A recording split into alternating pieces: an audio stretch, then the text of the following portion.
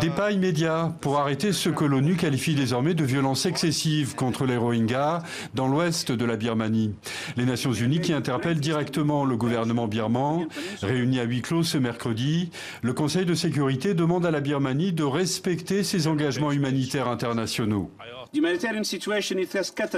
La situation humanitaire est catastrophique.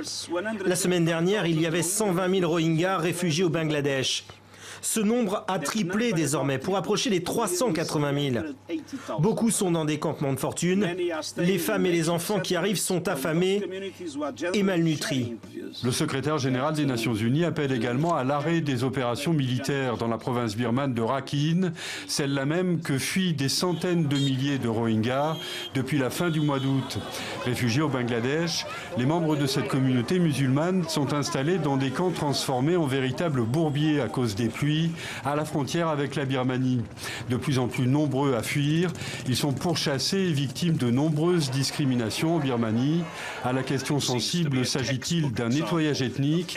Antonio Guterres répond clairement par une autre question.